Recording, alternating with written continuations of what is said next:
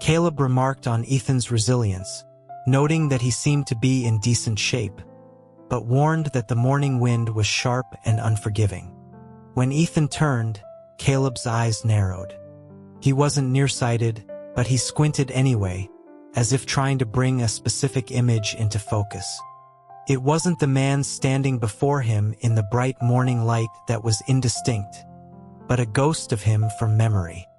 It was the same angle, from the side and slightly behind, that he recalled from the previous night, though that version had been shrouded in the darkness of a car, not illuminated by the dawn.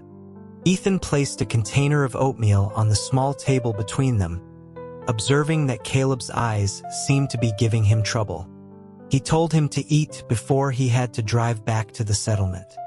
Caleb sat, asking if Ethan would be staying in town for the whole week.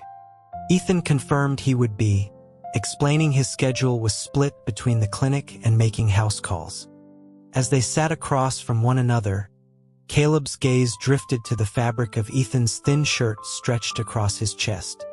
A disorienting flash of a memory, one that felt both foreign and intimately his own, surfaced. It was alarming because in this flicker of recollection, he was certain his own hand had been on those same pectoral muscles. Ethan's voice cut through the haze, simply saying his name. When Caleb looked up, startled out of his reverie, Ethan gestured toward the oatmeal, reminding him that it was cool enough to eat now. Caleb met his gaze for a moment, then quickly looked away, finding the doctor's stare to be unervingly direct. 3 hours later, they reached the small mountain town. A recent snowfall had ushered in the true beginning of winter. The ranchers' longhorn cattle stood in their pens, thick winter coats dusted with white.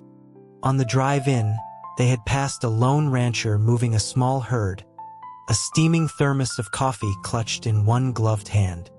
The peaks visible in the distance had received a fresh layer of snow, which Ethan mentioned would likely remain until spring.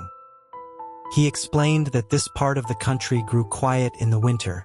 Even the migratory birds knew to avoid the high plateau during the coldest months. The truck stopped in front of the small schoolhouse. Ethan got out, stretching his arms high above his head with a long sigh, declaring that their little town was definitely better. Caleb smiled and offered him lunch, but Ethan declined, pointing out the wisp of smoke rising from the school's chimney, a sign that misses. Sorel was already in the kitchen. He turned with a wave, telling Caleb to get going. Caleb nodded, but as Ethan started toward the school, the passenger side window rolled down. It wasn't Mr. Holt that Caleb called out. It was just Ethan. Ethan froze for a fraction of a second. It was just long enough for a sense of dread to wash over him as the name clicked into place with a fragmented memory from the other night. He remembered, and worse, he knew from Caleb's tone that the doctor remembered everything, too. He had drunkenly put his hands on the man's chest. He had touched him. When Ethan turned back, Caleb was watching him from the truck, a small, knowing curl to his lips. Their expressions said it all. There was a shared, unspoken understanding between them. Ethan managed a wry, pained smile and commented on how startling it was to be called by your full name so suddenly. Caleb's response was dry, suggesting it was perhaps less startling than being suddenly groped. Ethan threw his hands up in a gesture of surrender, his face flushing slightly as he cut Caleb off. He protested that arguing with a drunk person was pointless. Caleb, with an air of innocence, claimed he wasn't trying to argue. He just had a simple question. He wanted to know if what Ethan had said the previous night about not having a girlfriend or a boyfriend was true. Ethan blinked, then gave a small, stiff nod. It was true. With that, Caleb said he would be on his way and drove off, leaving Ethan standing there, nodding woodenly. Inside the school's small kitchen, Sarah Sorel's husband was also present, the couple working together over a large wood-burning stove. The stove's pipes ran through the walls to heat the two adjacent classrooms, but the system wasn't large enough to reach the dormitory and office on the second floor. As Ethan entered, Mr. Sorel was heading out with a large bucket of ash cleared from the stove. They nearly collided. Ethan didn't recognize him at first, but Sarah's youngest daughter, Chloe, followed her father out and shouted a greeting, introducing the man as her dad, home on leave. Ethan subconsciously extended a hand for a handshake, but quickly retracted it when he saw the man was carrying the heavy bucket. He settled for a nod and a hello. The man smiled back, glancing down at the ash he was carrying. He said he worked on an oil rig in Texas and was only able to come home a few times a year, thanking Ethan for looking after Chloe. Ethan was polite, assuring him that Chloe was a wonderful student and that it was no trouble at all. It was a local custom to dispose of stove ash far from the house. Inside, Mrs. Sorel was scrubbing the interior of the stove with a wire brush. She smiled when she saw Ethan, remarking that she hadn't expected the door repair to take him so long. Ethan laughed sheepishly, admitting he'd been lazy.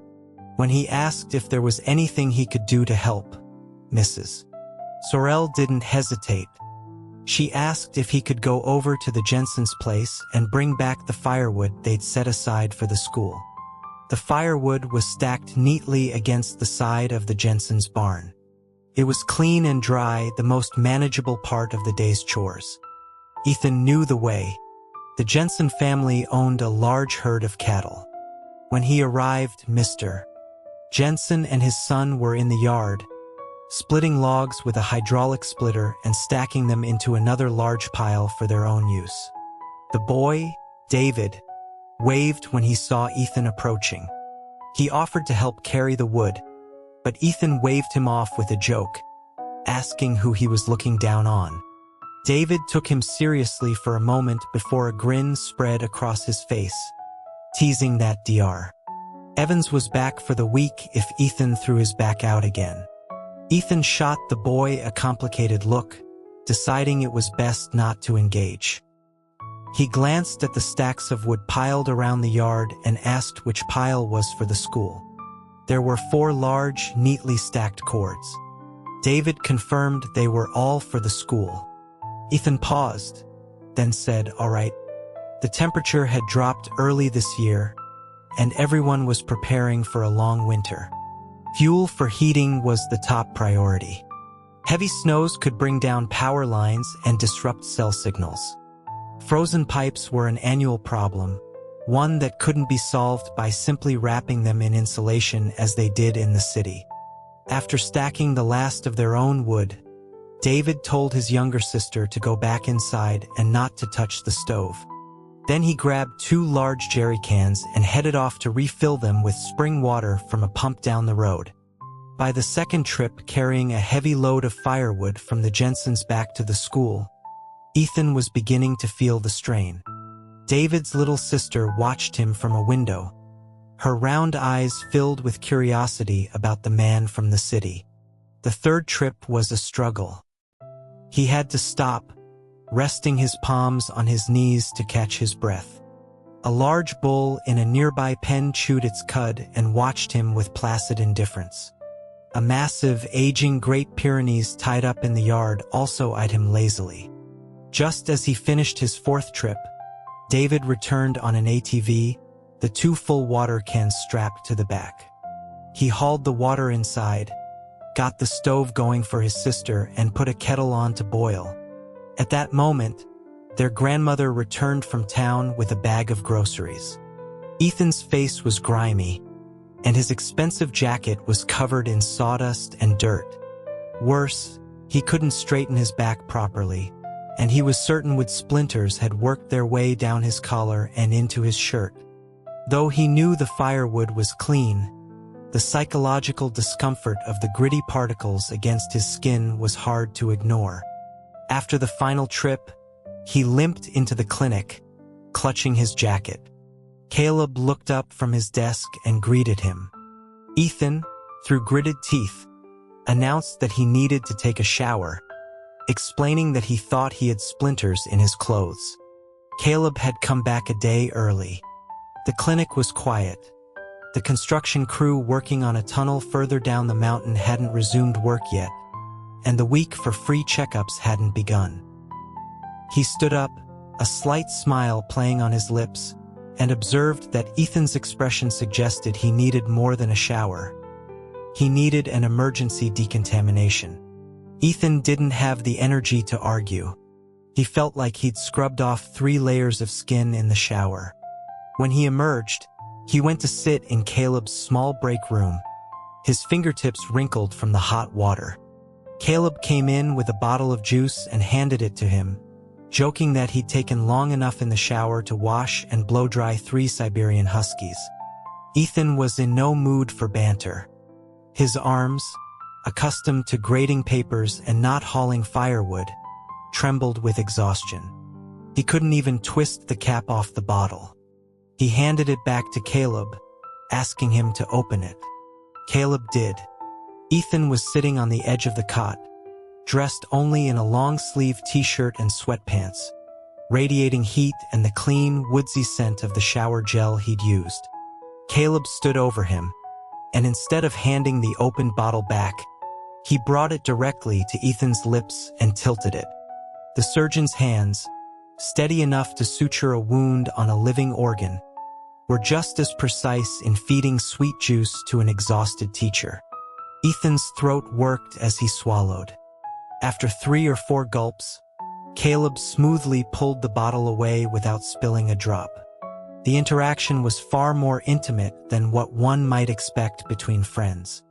An ordinary friend might offer to help, but not like this, not with this charged silence and an unwavering gaze.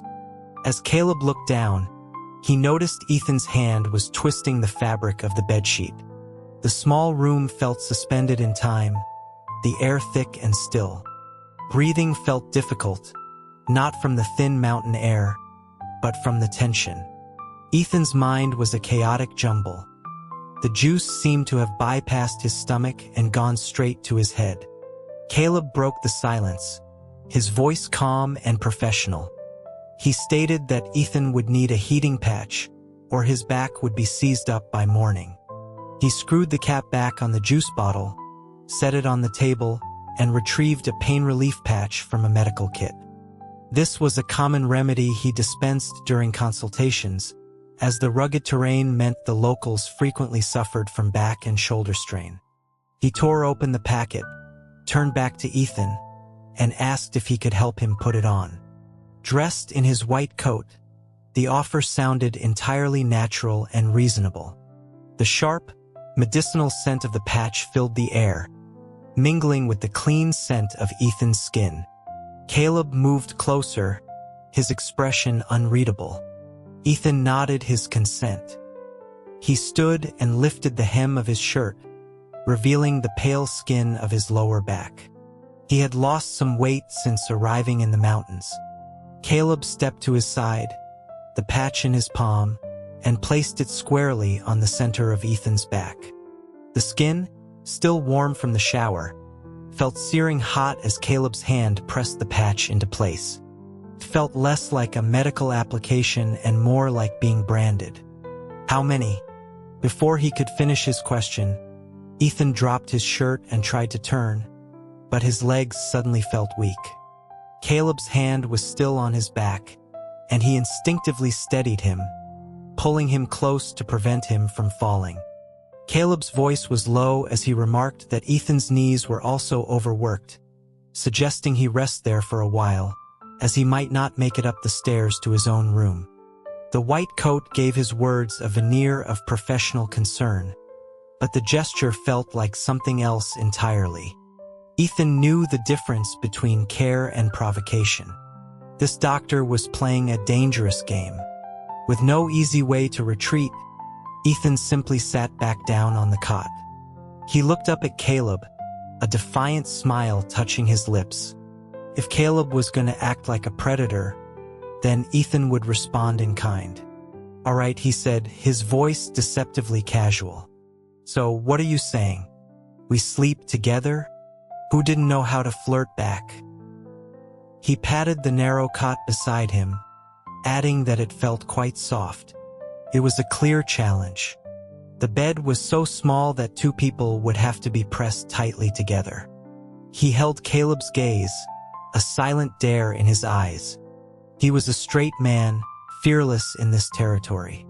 Or so he told himself as he swallowed hard, waiting for Caleb's reaction. Caleb took a step back, putting his hands in the pockets of his white coat. He stated simply that he was on duty that night, telling Ethan to get some sleep. After sunset, the high plateau revealed its raw, untamed nature. The wind howled down from the northern peaks, battering the small clinic as if trying to tear it from its foundations. Lying on the cot, Ethan listened to the gusts hitting the window, the walls, and his own racing heart. He knew Caleb wasn't really on duty. He lay on his side, scrolling through his phone. He had no experience in this kind of situation, not with women and certainly not with men. His romantic education was limited to the second-hand stories of a college roommate, a charismatic genius who could charm anyone. Ethan had once asked him why he flirted with people he had no intention of forming a stable relationship with.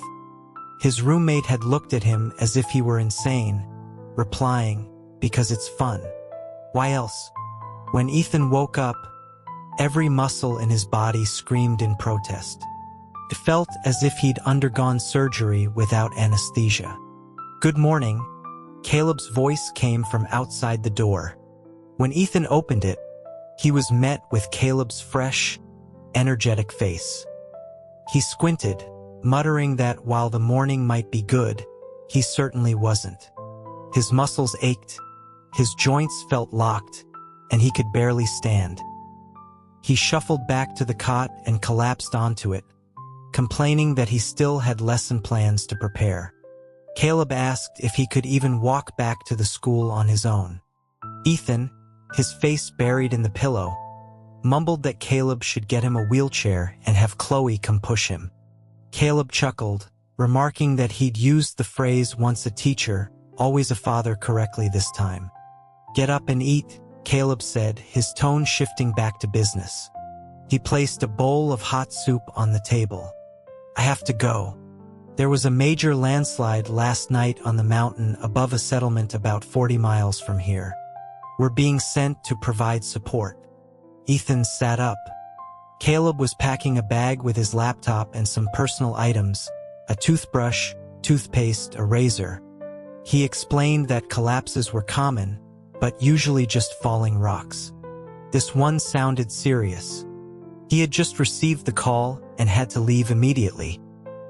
He shouldered his bag and looked back at Ethan, who was still processing the news, his eyes wide and blank. The physical exhaustion from the previous day combined with the emotional turmoil left him mentally sluggish. He managed a dull "okay. I'm going," Caleb said again. Then, Ethan stood up. "Be safe." Caleb nodded. He opened the door but paused, his hand on the knob. He seemed to hesitate, then turned back. He asked if they could have a talk when he got back. Ethan didn't pretend not to understand. At 25, he knew exactly what Caleb was asking. The fragile barrier between them was about to break. He forced a small laugh. "Go. We can talk anytime. Send a message or call when you have a chance. Just focus on staying safe." Receiving the affirmation he needed, Caleb's expression softened into a relieved smile. He added that there might not be any signal up there, so it would be better to wait until he returned. Ethan nodded. Caleb knew his words sounded dangerously close to a cliché promise from a war movie. But as he climbed into his truck and started the engine, following the ambulance out of the clinic's lot, he felt genuinely happy. He remembered a colleague at his old hospital who, after a successful date, had mopped the entire floor with a giddy smile. At the time, Caleb had thought it was an absurd overreaction. But now he understood. He felt like he could handle 200 patients at once, from surgery to internal medicine. After Caleb left, Ethan took some time to collect his thoughts. He was a grown man. He might be awkward and sometimes say the wrong thing, but he took the world around him seriously. From the first moment he sensed Caleb's interest, he had suspected this might happen. That Dr. Evans might be attracted to him. All his life, people had told him he was handsome, smart, well-behaved. But he'd always deflected the compliments, feeling he was just an ordinary person doing the basic things a person in a civilized society should do. Be polite, be kind, follow the rules. So when he realized Caleb might like him, his first reaction was, why? Caleb's explanation that he was a very good person hadn't been very convincing, because Ethan considered those to be basic human qualities. That night, lying at his desk in the schoolhouse, Ethan suddenly sat bolt upright. He remembered something the owner of the town diner had said once. You shouldn't let reason get in the way of your feelings. Liking someone wasn't supposed to be a logical decision. As this realization dawned on him, his heart began to pound. He set aside all the rational pros and cons and focused on the simplest, most fundamental fact. He likes me. He put down his pen and picked up his phone. There was no message from Caleb. The chat history between them stopped after they agreed to get a drink together someday. He smiled at the screen, then set it down and went back to preparing his lessons. The next day, school resumed. He gathered the students around his laptop and showed them a video of the Independence Day parade in Washington, D.C. From their remote mountain town, the capital felt like another world. The children watched, mesmerized by the uniformed marching and the sheer scale of the event. Afterward, he handed out a test to get them back into the academic mindset, then immediately launched into a new lesson, accelerating the pace and increasing the difficulty. When he graded the homework the next day, only one student, Dasong Tsujan, had correctly answered the most challenging questions. He had to face the reality that he could only focus his efforts on the few who had a real chance of passing their exams. He couldn't go back and reteach years of material. All he could do was pull the rope and hope they could hold on. On the third day, Ethan's first act upon waking was to check his phone. Still nothing from Caleb. He stood before his class, his voice steady as he explained the mathematical definition of probability, writing formulas on the blackboard. He had to force himself to concentrate. No news was likely just a lack of signal. To say he wasn't worried would be a lie. On the fourth day, Caleb woke on a simple cot in a field tent. His phone's battery was a sliver of red. It had been 4 days without power or a signal. He quickly washed his face and put on a mask. 2 firefighters, their faces etched with exhaustion, gave him a grim update. The terrain was too unstable for heavy machinery. They had managed to dig one person out during the night. Caleb was stunned, asking why they hadn't called the medical team. The firefighter just shook his head. The person was already gone.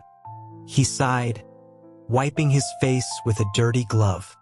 He promised they would try to get a generator hoisted up that afternoon. Caleb just nodded, telling them to put their own safety first.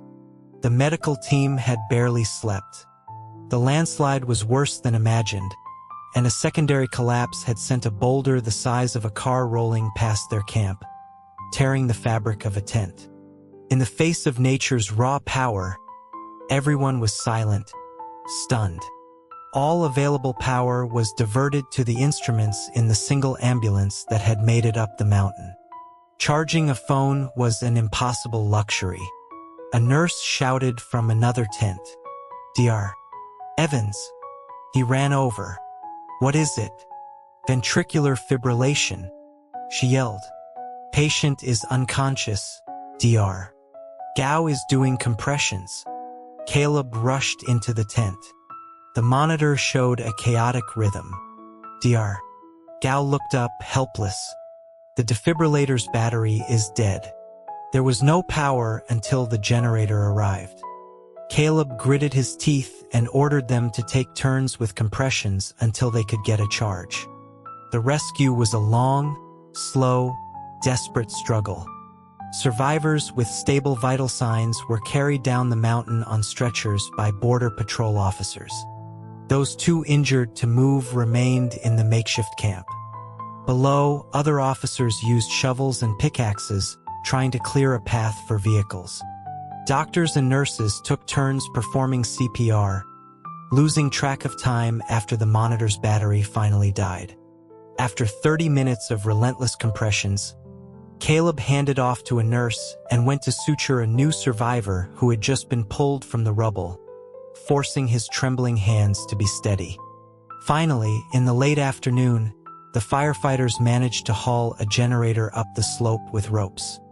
At the same time, miles away, Ethan stood beside Da-Song Tsujin at the blackboard in the quiet classroom, patiently pointing out the common factors in a complex geometry formula.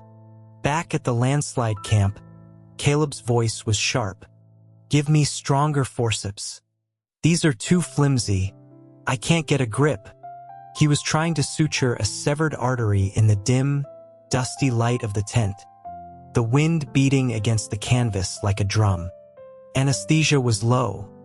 Someone had to physically hold the patient still. This was medicine at its most primitive, a desperate battle against time and the elements. On the fifth day, David Jensen's uncle and another man from the town arrived at the school kitchen, carrying sacks of potatoes and dried meat they had brought for the children.